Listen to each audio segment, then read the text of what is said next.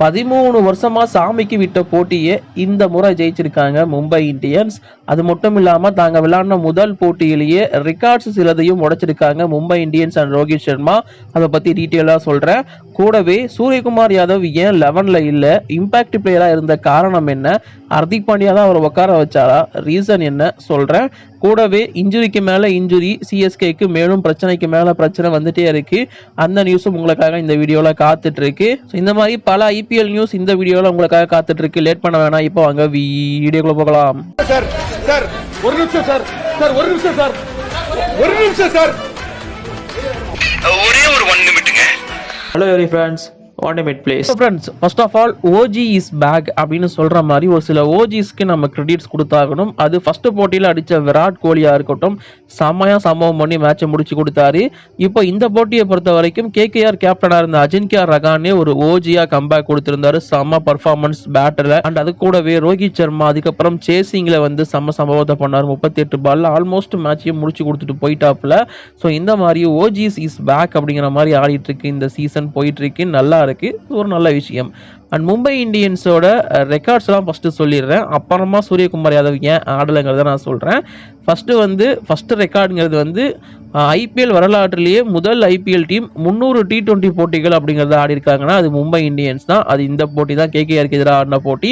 ஒட்டுமொத்தமாக IPL CL T20ன்னு சேர்த்து 7 titles கிட்ட இருக்கு. ஓவராலாக 300 போட்டிகள் அப்படிங்கிறத ஆடி இருக்காங்க. வேற லெவல் சம்பவம், டவுட்டே வேணாம். அது மட்டும் இல்லாமல் ஐபிஎல் வரலாற்றிலே மும்பை இந்தியன்ஸ் சேஸ் பண்ண அதிகபட்சமான ஸ்கோரும் இதுதான். இதற்கு முன்னாடி 219 சேஸ் பண்ணியிருப்பாங்க. அதுக்கப்புறம் இதுதான் இவங்க சேஸ் பண்ணதுலேயே ஹையஸ்ட் ஸ்கோரு. அதுக்கும் ரொம்ப முக்கியமான காரணம் ரோஹித் சர்மாவுக்கு அந்த கிரெடிட்ஸ் கொடுத்தே ஆகணும். தலைவனோட அடி அப்படி இருந்துச்சு. ஸோ அந்த ஒரு ரெக்கார்டும் இப்போ மும்பை இந்தியன்ஸோட பேரில் எழுதப்பட்டிருக்கு. இதெல்லாம் விட ஒரு பெரிய விஷயம் என்னன்னா 2013 இருந்து போன 2025 வரைக்கும் இவங்க ஐபிஎல்ல ஆடுற முதல் போட்டியை ஜெயிச்சதே கிடையாது. அந்த ஒரு மோசமான ரெக்கார்டை வச்சிருந்தாங்க. பட் அந்த ஒரு ரெக்கார்ட் இப்போ உடைக்கப்பட்டிருக்கு. ஸோ 2026 முதல் கேமை வின் பண்ணியிருக்காங்க. அதாவது 13 வருஷமா ஃபர்ஸ்ட் மேட்சை சாமி கூடுற மும்பை இந்தியன்ஸ் எங்களுக்கு சாமிக்கெல்லாம் விட தெரியாது, இந்த வாட்டி நாங்களே எடுப்போம் அப்படிங்கிற மாதிரி அடிச்சு துவச்சி எடுத்திருக்காங்க. ஒரு நல்ல விஷயம். அதுவும் ஹையஸ்ட் எவர் ரன் சேஸ் பண்ணியிருக்காங்க மும்பை இந்தியன்ஸ் டீமா பார்க்கும்போது. சூப்பர் சம்பவம் பண்ணியிருக்காங்க. நல்ல பர்ஃபார்மன்ஸ், டவுட்டே வேணாம், கலக்கிட்டாங்க. அண்ட் இது கூடவே ரோஹித் சர்மாவோட பர்ஃபார்மன்ஸ் வேற மாதிரி இருந்துச்சு. அது உங்க எல்லாருக்குமே தெரிஞ்சிருக்கும். அவரோட ரீசெண்டான ஃபிட்னஸ் அவர் காமிச்சதா இருக்கட்டும், அவர் இன்வால்வ்மெண்ட் ஆகிறதா இருக்கட்டும், பயங்கரமா இருக்கு. ஸோ தன்னோட கேமை என்ஜாய் பண்ணி ஆட வந்திருக்காரு. அது மட்டும் கிளீனா தெரியுது. ஸோ அந்த வகையில் ரோஹித் சர்மா வந்து பார்த்தீங்கன்னா T20 கிரிக்கெட்ல மட்டும் 550 சிக்ஸர்ஸ் அடிச்சிருக்காரு. ஸோ முதல் ஏசியன் கிரிக்கெட்டர் T20 ஃபார்மேட்ல 550 சிக்ஸர்ஸ் அடிக்கிறது இவர் தான். ஸோ இந்த ரெக்கார்ட் இப்போ ரோஹித் சர்மா கையில இருக்கு. சரியான சம்பவம். சிக்ஸ் அடிக்கிறதுலாம் அவ்வளோ ஈஸி இல்லைன்னு உங்களுக்கு தெரியும். பட் 550 சிக்ஸுங்கிறதெல்லாம் அவ்வளோ ஒன்றும் ஈஸியான விஷயம் கிடையாது. அதை சூப்பராகவே பண்ணியிருந்தாரு. அண்ட் இப்போ மும்பை இந்தியன்ஸோட பேட் நியூஸ்க்குள்ள வருவோம். ஸோ மும்பை இந்தியன்ஸோட 11 அனௌன்ஸ் பண்ண உடனே பெரிய ஷாக் காத்துட்டு இருந்துச்சு. என்னன்னா சூரியகுமார் யாதவ் இம்பாக்ட் பிளேயர். அதாவது 2024 T20 வேர்ல்டு கப்பை வின் பண்ணிட்டு வந்தார் ரோஹித் சர்மாங்கிற கேப்டனை 2025 இம்பாக்ட் பிளேயரா உட்கார வச்சாரு ஹர்திக் பாண்டியா. இப்போ 2026 T20 வேர்ல்டு கப்பை வின் பண்ணிட்டு வந்திருக்கிற சூரியகுமார் யாதவை இம்பாக்ட் பிளேயரா உட்கார வச்சிருக்காங்க. இது என்ன அப்படிங்கிற மாதிரி தான் கேட்கப்பட்டு இருந்துச்சு. முக்கியமா ஹர்திக் பாண்டியா தான் சூரியகுமார் யாதவை வெளியே உட்கார வச்சிருக்காரு அப்படிங்கிறதுக்கான ஒரு ரூமமே போயிட்டு இருக்கு. இப்போ மும்பை இந்தியன்ஸ்ல எது தப்பா நடந்தாலுமே ஹர்திக் பாண்டியாவை தான் குறை சொல்லுவாங்க. பட் இங்க அவங்க கொடுக்குற விளக்கம் என்னன்னு பாத்தீங்கன்னா, ஸோ ஹியூமிடிட்டி அதிகமா இருக்கும் வான்கடே ஸ்டேடியம்ல. அதனால சூரியகுமார் யாதவ் வந்து டயர்ட் ஆயிடுவாரு. செகண்ட் இன்னிங்ஸ் சேஸ் பண்றதுக்கு அவர் வேணும் அப்படிங்கிறதுக்காக. முக்கியமா ஸ்பின்னர்ஸ் 2 பேர் இருக்காங்க இல்லையா, வருண் சக்கரவர்த்தி, சுனில் நரேன், அவங்களை அடிக்கிறதுக்கு இவர் வேணுங்கிறதுக்காக தான் சூரியகுமார் யாதவ் இம்பாக்ட் பிளேயரா நாங்கள் உட்கார வச்சோம் அப்படிங்கிற மாதிரி அவங்க தரப்பு சொல்லப்பட்டிருக்கு. பட் இதெல்லாம் நான் ஏத்திக்கவே மாட்டேன். சூரியகுமார் யாதவ் ஒரு பேட் ஃபீல்டர் அப்படின்னா நீங்க உட்கார வைக்கலாம், அவர் செம்மையான ஃபீல்டரு. பட் சூரியகுமார் யாதவ் என்னதான் இம்பாக்ட் பிளேயரா இருந்தாலுமே ஸோ அந்த பக்கம் லைனுக்கு வெளியே இருந்துட்டு ஒரு சில கைடன்ஸ் கொடுத்துட்டு தான் இருந்தாரு ஹர்திக் பாண்டியாவுக்கு. அது நல்லாவே பார்க்க முடிஞ்சது. பட் இந்த மாதிரியான விஷயங்களை கொஞ்சம் மும்பை இந்தியன்ஸ் தவிர்த்தாங்கன்னா இன்னும் பெட்டரா இருக்குங்கிறது என்னோட ஒப்பீனியன். ஸோ இதை பத்தி உங்க ஒப்பீனியன் கீழே கமெண்ட் சொல்லிட்டு போங்க. அண்ட் இது மட்டும் இல்லாமல் மும்பை இந்தியன்ஸில் முக்கியமான 2 பிளேயர் மிஸ் ஆயிருந்தாங்க. ஒன்று வந்து மிச்சல் சார்னர், இன்னொன்று வில் ஜாக்ஸ், 2 ஓவர்சீஸ் பிளேயர். எங்கடா அவங்க அப்படின்னு கேட்கும்போது ஸோ 2 பேருமே பர்சனல் ரீசன் காரணமாக கொஞ்சம் டைம் கேட்டிருக்காங்க கிளப் கிட்ட அப்படிங்கிறது தெரிய வந்திருக்கு. ஸோ அவங்க இன்னும் டீம் கூட ஜாயின் பண்ணல. பர்சனல் ரீசன் அப்படின்னு சொல்லிட்டு டைம் கேட்டிருக்காங்க. இப்போதைக்கு கூடிய சீக்கிரம் வந்து ஜாயின் பண்ணுவாங்க அப்படின்னு சொல்லப்படுது. அண்ட் சார்னருக்கு குழந்தை பிறக்க போகுது, அதனால தான் அவர் வெளியே போயிட்டார் அப்படிங்கிறதுக்கான நியூஸுமே இருக்கு. ஸோ மிச்சல் சார்னர், வில் ஜாக்ஸ் இல்லாமல் தான் கொஞ்சம் ஒரு சில மேட்சஸ் ஆட போறாங்க அப்படிங்கிற மாதிரி தெரிய வந்திருக்கு. இருக்கு. பட் சீக்கிரம் ஜாயின் பண்ணிடுவாங்க அப்படிங்கிற எக்ஸ்பெக்டேஷனும் இருக்கு. பட் அது எதுவுமே இங்க குறையா தெரியலங்கிறது தான் உண்மை.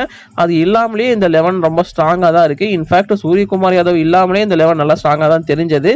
இதுக்கப்புறம் அதை எப்படி கொண்டு போறாங்க அப்படிங்கிறத மட்டும் நம்ம பொறுத்திருந்து பார்ப்போம். அண்ட் இது இல்லாமல் கேகேஆர் டீம்ல ஆடிட்டு இருந்த சுனில் நரேன் அவருமே ஒரு ரெக்கார்ட் பண்ணியிருக்காரு.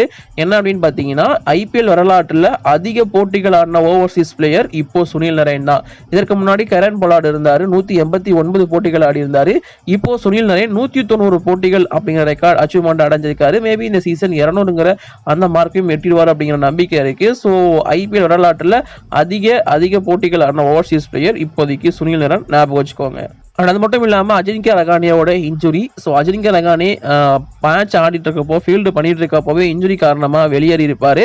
அதையும் நீங்கள் பார்த்துருப்பீங்க. ஸோ இப்போதைக்கு ரீஹபிலிட்டேஷனில் ரிகவர் ஆகிட்டு இருக்காரு அப்படிங்கிற மாதிரி மென்ஷன் பண்ணப்பட்டிருக்கு. இன்னும் பர்டிகுலராக என்ன இன்ஜுரி அப்படிங்கிறது இந்த நான் வீடியோ எடுக்கிற வரைக்கும் தெரில. ஸோ அதான் உண்மை. மேபி சரியாயிட்டாருன்னா வருவார், இல்லாட்டி அவரும் ஒரு சில போட்டிகளை மிஸ் பண்ண வாய்ப்பு இருக்கு. ரிங்கு சிங் தான் கேப்டன்சி பண்ணுவார் அப்படிங்கிற மாதிரி கேகேஆர் பக்கம் வந்து ரிப்போர்ட்ஸ் வந்திருக்கு. இப்போ நம்ம சென்னை சூப்பர் கிங்ஸ் அப்டேட்குள்ள வருவோம். ஸோ இதற்கு முன்னாடி தோனி வந்து ரூல்ட் அவுட் அப்படிங்கிற மாதிரி போட்டிருந்தேன். ஸோ நிறைய பேர் வந்து ரூல்ட் அவுட்லாம் கிடையாது, 2 வாரம் தான் வரமாட்டாரு அப்படிங்கிற மாதிரி எங்கிட்ட வந்து சண்டை போட்டுட்டு இருந்தீங்க. பட் அந்த வீடியோவில் நான் மென்ஷன் பண்ணியிருந்தேன், இது 2 வாரத்தோட நிற்க போகிறது கிடையாது, இதுக்கப்புறமும் எக்ஸ்டெண்ட் ஆக போகுது. ஏன்னா இந்த இன்ஜுரிங்கிறது சீக்கிரமாக சரியாக போகிறது இல்லை. இது மேபி எக்ஸ்டெண்ட் ஆச்சு அப்படின்னா தோனி இன்னும் ஒரு சில போட்டிகளை மிஸ் பண்ணுவார், இன்னும் எக்ஸ்ட்ரா கூட போகிறதுக்கான வாய்ப்பு இருக்கு, நிறைய ஆப்ஷன்ஸ் ஆக வாய்ப்பு இருக்குங்கிறத மென்ஷன் பண்ணியிருந்தேன். அதுக்கு ஏற்ற மாதிரி தான் இப்போ ரிப்போர்ட்ஸ் வந்திருக்கு. டைம்ஸ் ஆஃப் இந்தியாவோ இல்லை மற்ற கிரிக்கெட் வெப்சைட்டோ இதை கன்ஃபார்மும் பண்ணியிருக்காங்க. என்னன்னா, தோனி ஐபிஎல் 2026 சிஎஸ்கே ஆட போற முதல் 6 போட்டிகள்ல அவர் ஆட போறது கிடையாது. தட் மீன்ஸ் ஏப்ரல் 18ஆம் தேதி நடக்க போற சன்ரைசர்ஸ் ஹைதராபாத் போட்டி வரைக்கும் தோனி ஆட மாட்டாரு அப்படிங்கிறதுக்கான நியூஸ் இருக்கு. ஸோ நீங்க கரெக்டாக கால்குலேட் பண்ணி பார்த்தீங்கன்னா 2 வாரம் இல்லை 3 வாரம் தோனி இந்த ஐபிஎல் ஆட போறது கிடையாதுங்கிறது தான் இப்போதைக்கு இருக்கிற ரிப்போர்ட். அது இப்போதைக்கு இருக்கிற 3 வாரம் ரிப்போர்ட் மட்டும்தான். இது எப்படி வேணாலும் நடக்கலாம். இன்ஜுரி சரியானா மட்டும்தான் தோனி வந்து ஆட வருவார், இல்லாட்டி இது எக்ஸ்டெண்ட் ஆகிட்டே தான் போகும். இப்போ 2 வாரமா இருந்தது, இப்போ 3 வாரமா மாறி இருக்கு. 6 மேட்ச் 8 மேட்சாக கூட ஆகலாம். ஸோ என்ன சுச்சுவேஷன் அப்படிங்கிறது கரெக்டாக தெரியல அப்படிங்கிறது தான் உண்மை. அண்ட் இது மட்டும் இல்லாமல் பிராக்டிஸ் அப்போ இன்னொரு பிளேயருக்குமே இன்ஜுரி ஏற்பட்டிருக்கு. அது யாருன்னு நீங்க ஆல்ரெடி தெரிஞ்சிருப்பீங்க. So Dewald Brevis. ஸோ அவருக்கு சைட் ஸ்ட்ரெயின் அப்படிங்கிற மாதிரி சொல்லியிருக்காங்க. ஸோ இந்த ஒரு பிரச்சனை அப்படிங்கிறதும் சரியாகிறதுக்கு ஒரு டைம் ஆகும். ஸோ அதனால ஃபியூ மேட்சஸ் அவரும் மிஸ் பண்ண வாய்ப்பு இருக்கு அப்படிங்கிறதுக்கான ரிப்போர்ட் தான் இப்போதைக்கு இருக்கு. ஸோ டிவால்ட் பிரேவிஸ் ஆல்ரெடி டீம்ல ஜாயின் பண்றதுக்கே லேட் ஆகும் அப்படிங்கிற மாதிரியான ஒரு நியூஸ் இருந்துச்சு. பட் அதெல்லாம் சரி பண்ணி அவரை ஜாயின் பண்ண வச்சுட்டாங்க. பிராக்டிஸ் அப்போ அவருக்கு வந்து ஒரு சின்ன இன்ஜுரி, சின்ன நிகில் அப்படிங்கிற மாதிரி சொல்லியிருந்தாங்க. பட் இப்போ மேட்சை மிஸ் பண்ற அளவுக்கு அது பெருசா இருக்கு அப்படிங்கிறதுக்கான ரிப்போர்ட் வந்திருக்கு. ஆல்ரெடி நேத்தன் எல்லிஸ் இன்ஜுரி காரணமா ரூல்ட் அவுட். அவருக்கு ரீப்ளேஸ்மெண்டா இருந்த ஸ்பென்சர் ஜான்சன், எனக்கு இன்ஜுரி இருக்கு, நான் ஏப்ரல் 21, 23 அந்த தேதியில தான் வருவேன், அது வரைக்கும் நான் வர முடியாதுன்னு சொல்லிட்டு அங்க ஒரு பிரச்சனையை கிளப்பி விட்டாரு. பட் அதுக்கப்புறம் தோனிக்கு இன்ஜுரி. இப்போ டிவால்ட் பிரேவிஸும் நான் வரதுக்கு கொஞ்சம் டைம் ஆகும் அப்படிங்கிற மாதிரி அவரும் இன்ஜுரினால அவதிப்பட்டு இருக்காரு. ஸோ இந்த மாதிரி சிஎஸ்கேக்கு தொடர்ந்து பிரச்சனைகள் அப்படிங்கிறது வந்துட்டே தான் இருக்கு. ஸோ இந்த பிரச்சனைகள்லாம் இருந்து எப்படி மீண்டு வருவாங்க, இல்லை இவங்கெல்லாம் இல்லாமலே சிஎஸ்கேவால ஜெயிக்க முடியுமா அப்படிங்கிறது ஃபர்ஸ்ட் மேட்சோட காம்பினேஷன் அண்ட் அது அவங்களோட பர்ஃபார்மன்ஸ் எப்படி இருக்க போகுது அப்படிங்கிறத பேஸ் பண்ணி தான் தெரியும். ஸோ வெயிட் பண்ணி பார்ப்போம் சிஎஸ்கே என்ன பண்ண போறாங்க அப்படிங்கிறது.